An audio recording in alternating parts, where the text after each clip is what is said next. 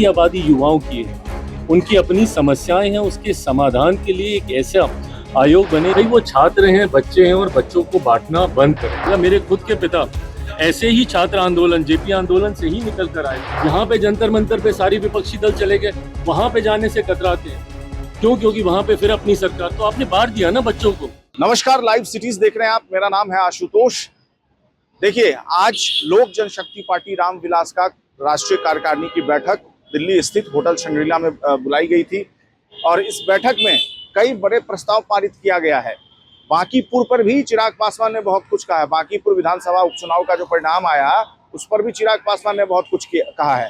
तो मुख्य बातें मैं आपको बता देता हूं। चिराग पासवान ने कहा है कि उनकी पार्टी की कार्यकारिणी ने यह प्रस्ताव पारित किया है कि स्वर्गीय रामविलास पासवान को भारत रत्न से सम्मानित किया जाए, उनके राजनीतिक कद को देखते हुए। इसके साथ साथ कांशी राम के लिए भी उन्होंने भारत रत्न की मांग की है। साथ में राष्ट्रीय युवा आयोग, युवाओं की मांग को देखते हुए राष्ट्रीय युवा आयोग और राष्ट्रीय किसान आयोग की भी बात की है। इसके साथ साथ उन्होंने कहा है छात्र आंदोलन को लेकर के, जिस तरीके से दिल्ली के जंतर मंतर पे हुआ है, झारखंड में हुआ, विपक्ष पर निशाना साधा है। कहा है कि यहाँ पर भाजपा की एनडीए की सरकार थी दिल्ली में, तो इसलिए विपक्ष जंतर मंतर पहुंच गई। लेकिन चूंकि केंद्र में भाजपा की सरकार थी, इसलिए जंतर मंतर विपक्ष पहुंच गई। लेकिन झारखंड इसलिए नहीं पहुंच पा रही है विपक्षी नेता, विपक्षी दल, क्योंकि वहां पे अपोजिशन लीडिंग पार्टी यानी कांग्रेस, जेएमएम की सरकार है। एक तरीके से उनका इशारा था। इसके साथ साथ उन्होंने बांकीपुर विधानसभा चुनाव को लेकर के कहा कि निश्चित तौर पे ये विश्लेषण का विषय है कि आखिर क्यों बांकीपुर सीट जो है वो भारतीय जनता पार्टी हार गई, एनडीए हार गई, और आपसी जो कोऑर्डिनेशन है वो इससे बेहतर हो सकता था। क्या कुछ कहा चिराग पासवान ने, देखिए इस वीडियो में। आज लोक जनशक्ति पार्टी रामविलास की राष्ट्रीय कार्यकारिणी की बैठक आयोजित की गई। जनरली हम लोग 2 दिवसीय और देश के किसी ना किसी राज्य में इसका आयोजन करते हैं। पार्टी का संविधान कहता है कि हर 6 महीने पे राष्ट्रीय कार्यकारिणी की बैठक और उसमें प्रस्ताव जो उस परिप्रेक्ष्य के हों उसको वहाँ से पारित करना ज़रूरी है। आज हम लोगों ने दिल्ली में इसको आयोजित किया। जिस तरीके से सरकार की, मंत्रालय की विभिन्न जिम्मेदारियों की वजह से, समय का अभाव होने की वजह से इसको आज एक दिन के लिए ही हम लोगों ने सीमित किया, जिसमें महत्वपूर्ण प्रस्तावों में मेरे नेता, मेरे पिता और लोक जनशक्ति पार्टी के संस्थापक आदरणीय रामविलास पासवान जी को देश के सर्वोच्च सम्मान भारत रत्न से सम्मानित किया जाए। इस प्रस्ताव को सर्वसहमति से अनुमोदित किया गया। साथ ही में बहुजनों की आवाज़ और अनुसूचित जाति से आने वाले लोगों के लिए निरंतरता में कार्य करने वाले आदरणीय कांशी राम जी को भी भारत रत्न से सम्मानित किया जाए, ये प्रस्ताव भी यहाँ पे पारित किया गया। एक महत्वपूर्ण विषय जो मैं मानता हूँ कि उसका महत्व आज की तारीख में और ज़्यादा बढ़ जाता है, राष्ट्रीय युवा आयोग के गठन, जिसको एक सांसद के रूप में भी मैंने निरंतरता में भारत की संसद में उठाने का काम किया। सरकार का हिस्सा होने के नाते मैं मेरी पार्टी की इस सोच को ज़रूर उचित मंच तक पहुंचाने का काम करूंगा। बट एक बार फिर से लोक जनशक्ति पार्टी रामविलास की राष्ट्रीय कार्यकारिणी ने इस प्रस्ताव को पारित करने का काम किया है कि देश में एक राष्ट्रीय युवा आयोग का गठन होना चाहिए। जैसे महिला आयोग है, अनुसूचित जाति जनजाति अल्पसंख्यक आयोग है, ऐसे में देश की बड़ी आबादी युवाओं की है, उनकी अपनी समस्याएं हैं, उसके समाधान के लिए एक ऐसा आयोग बने, एक ऐसी नोडल एजेंसी हो जहां युवा समस्याओं के साथ जाएं, समाधान के साथ वापस आएं। और इसी क्रम में क्योंकि किसानों की भी अलग अलग समय पे अलग अलग विषयों को लेकर चिंताएं रहती हैं, एक राष्ट्रीय किसान आयोग का भी हम लोग गठन करें। इस प्रस्ताव को भी पारित किया गया। समावेश की सोच जो पार्टी की हमेशा से रही है, उस पर पुनः पार्टी ने दोबारा से अपना समर्थन देने का काम किया। किसी भी जाति, किसी भी धर्म के लोगों के साथ अगर अन्याय हो रहा है तो पार्टी उसमें अपनी आवाज़ को बुलंद करती रहेगी। गलत को गलत और सही का साथ हर परिस्थिति में हम लोग देते रहेंगे। जाति और धर्म से उठकर बिना हिंदू मुस्लिम की राजनीति, बिना अमीर गरीब की राजनीति में उलझे, बिना अगड़ा पिछड़ा की राजनीति में उलझे, सबके समावेश के साथ पार्टी आने वाले दिनों में विभिन्न राज्यों में होने वाले चुनाव में अपनी भूमिका निभाएगी, भले वो उत्तर प्रदेश के चुनाव हो, पंजाब के चुनाव हो। इन दोनों राज्यों में आज औपचारिक तौर पे भी पार्टी ने फैसला लिया है। गठबंधन के तहत, बिना गठबंधन के मुझे नहीं पता स्वरूप क्या होगा, बट हाँ, पार्टी इन दोनों राज्यों में चुनाव जरूर लड़ेगी। इन तमाम विषयों पर आज चर्चा हुई। सर यूपी चुनाव सर झारखंड के युवा सर सड़क पे हैं, आज बड़ा विरोध प्रदर्शन वहाँ पे देखने को मिला, विधानसभा मार्च कर रहे थे। सीबीआई जांच की मांग कर रहे हैं। सरकार के लोगों का कहना है कि छात्रों के पीछे एनडीए के लोग राजनीति कर रहे हैं। देखिए, ये सोच ही पूरी तरीके से गलत है।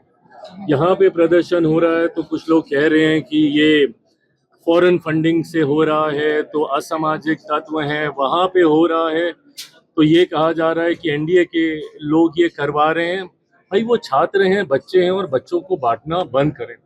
और मैं राजनीतिक दलों से भी मैं आग्रह करूंगा, इसमें सिर्फ नीति निर्माताओं की भूमिका है जिनको उनके विषय पर फैसला लेना है, बट जो ऐसे मंचों का इस्तेमाल करके अपनी राजनीतिक रोटियां सेकने लगते हैं, ये गलत है। ये छात्रों का आंदोलन है और ये वो छात्र होंगे संभवतः जिसमें से आने वाले दिनों में देश का कोई बड़ा नेता उसमें से निकल कर आएगा। मेरे खुद के पिता ऐसे ही छात्र आंदोलन, जेपी आंदोलन से ही निकल कर आए थे। 74 में जिस तरीके से वो आंदोलन हुआ था, ये उसी आंदोलन में से ये बच्चे संभवतः कल को देश की संसद, अलग अलग राज्यों की विधानसभा चलाने का काम करेंगे। ऐसे में छात्र आंदोलन से राजनीतिक दलों को दूरी बना के रखना चाहिए।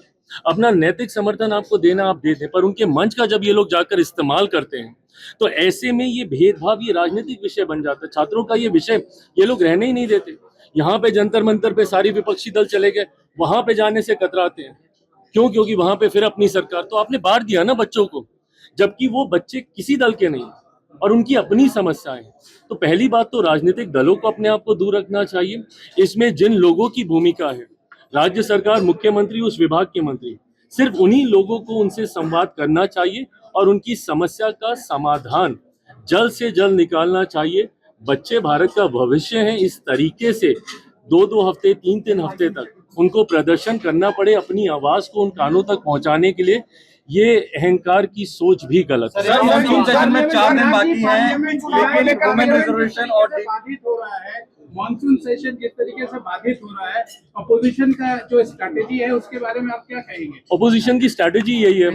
अब एक बार आप ये पैटर्न अब देख लीजिए, पिछले कई सत्रों को आप देख लीजिए, या इसी लोकसभा को आप देख लीजिए, पिछले 2 साल में जितने भी सत्र हुए हैं, ये पैटर्न बन गया है कि विपक्ष शुरू के कुछ हफ्तों में सदन को चलने ही नहीं देगी और हर बार नए विषय बाधा बन के सामने आ जाते हैं। सेम प्रैक्टिस रहेगी, बट कारण बदलते रहेंगे। आज इनके लिए एसआईआर मुद्दा ही नहीं रहा। क्यों नहीं आप अपने मुद्दों पे रहते हैं, उसके निष्कर्ष तक क्यों नहीं आप लेके जाते हैं? एक मुद्दे को उठाना और छोड़ देना, ये कांग्रेस और उनके सहयोगियों की भूमिका रही है। All of a sudden, out of nowhere, अब जब उत्तर प्रदेश के चुनाव आएंगे तो इनको संभवतः विंटर सेशन में कोई और मुद्दा नहीं मिलेगा तो फिर एसआईआर याद आ जाएगा, फिर ईवीएम याद आ जाएगी। तो अलग अलग समय पे अलग अलग विषयों को मुद्दा बनाकर सदन को बाधित करना, चलने नहीं देना। आप चलाइए ना प्रभु, तैयार है हम लोग, हमारी सरकार तैयार है, हर विषय पे चर्चा करने को तैयार है। जितने विषय चंदा चोरी पे आपको करना है कीजिए, हम लोग भी आपकी सोच को उजागर करेंगे। हम लोगों ने तो कार्रवाई की, पर आप लोगों की सोच जब मंदिर का निर्माण हो रहा था क्या थी, ये हम लोग भी रखना चाहते हैं सदन के पटल से। जितने विषयों पे आपको चर्चा करनी है, गृह मंत्री जी आएंगे, पर आप सदन तो चलने दीजिए। एक प्रश्नकाल नहीं चलने दिया, एक शून्यकाल नहीं चलने दिया। ये सांसद क्या मुंह दिखाएंगे अपने क्षेत्र में जाकर? क्या आपको हमने यहाँ पे से बाधा करने के लिए यहाँ पे चुन के भेजा था कि हमारे क्षेत्र का विषय 0 आवर में उठाते, हमारी समस्या का समाधान प्रश्नकाल से करते? ये कांग्रेस और उनके सहयोगियों की ये सोच और ये परंपरा ही बना ली है। और मैं आज ही भविष्यवक्ता नहीं हूं, बट मैं फिर बोलता हूँ, विंटर सेशन में फिर यही होगा। 3 हफ्ते तक गतिरोध चलेगा, चौथे हफ्ते में कहीं से संवाद धीरे धीरे शुरू ये लोग करने का प्रयास करेंगे। आखिरी के 1-2 दिन में कुछ हुआ तो हुआ, नहीं तो पूरा वॉश। डिलिमिटेशन, वुमेन रिजर्वेशन और एफसीआर के बारे में। मैं मेरी पार्टी डिलिमिटेशन का और नारी शक्ति अधिनियम का पूरी तरीके से हम लोग समर्थन करते हैं। कारण है, मैं मानता हूं कि जिस स्वरूप में डिलिमिटेशन को लाया गया है मौजूदा सरकार के द्वारा, ये सबसे खूबसूरत स्वरूप है।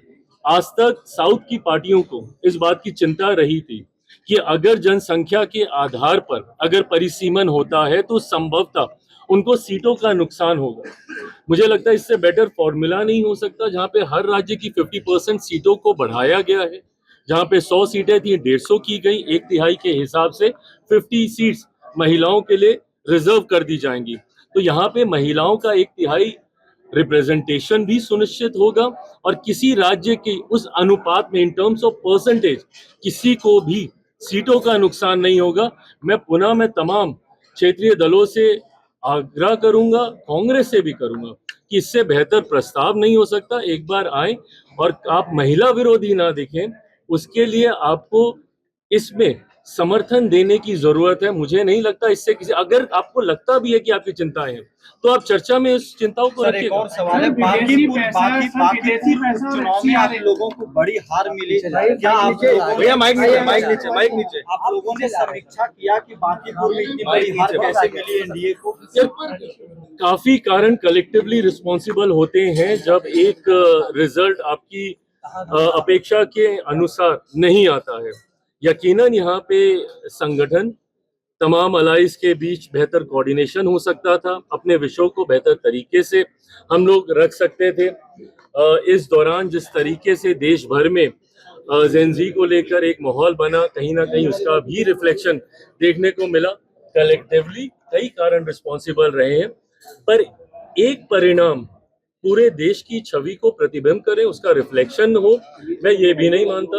आने वाले चुनाव में आप देखिएगा, उत्तर प्रदेश हो, पंजाब, जितने भी राज्यों में है, एनडीए मजबूत सरकार बनाने जा रही है। तो देखा आपने, इशारों में चिराग पासवान ने कई ऐसी बातें कह दी है जिसके कई राजनीतिक मायने निकाले जा सकते हैं।